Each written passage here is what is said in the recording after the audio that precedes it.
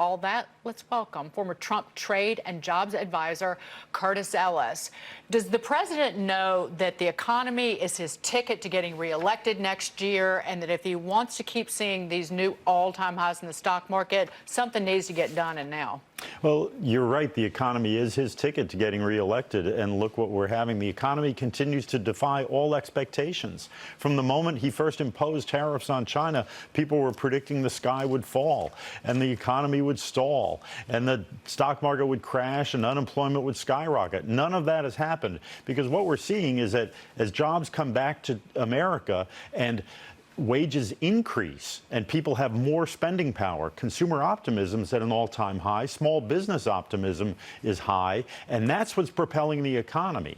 And of course, China wants to get rid of these tariffs. They've been pushing because that's the only thing that's gotten them to the negotiating table. Well, but manufacturing, because I was one of those naysayers, not saying that the sky wasn't Chicken Little, but again, manufacturing has contracted 3 months in a row, and it is the U.S. consumer that is holding up the economy right now. And the tariffs that are being talked about at being pulled back, cutting tariffs, the 15% on the $111 billion in Chinese imports that was imposed on September the 1st, it's those very tariffs that retailers and apparel producers were worried because it hits the consumer directly. So this would seem like not only, to use that word, appeasement of China, or moving, or basically giving something to get something in a trade deal, but also good to make sure that the consumer stays healthy.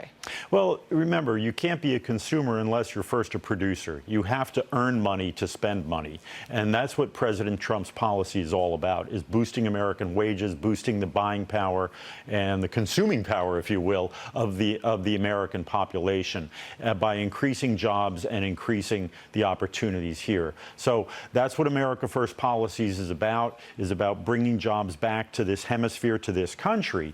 So we have to keep that in mind. Now, when apparel was made here, when a lot of these things that were made overseas were made here, people had more buying power and more spending power. What's the harm in rolling back some of these tariffs if it means getting a phase one deal done? Well, is there any harm in rolling back the tariffs at this point? Well, some of them. Well, it could be seen as appeasement and a sign of weakness on the part of China.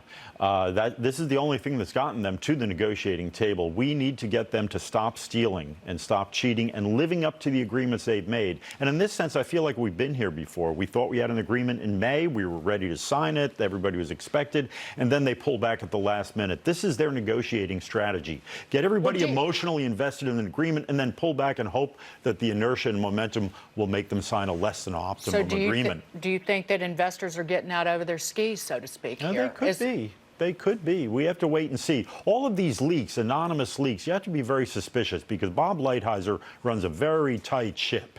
He does not leak. And anybody who leaks in Washington, as you know, Dagan, is trying to advance their own agenda.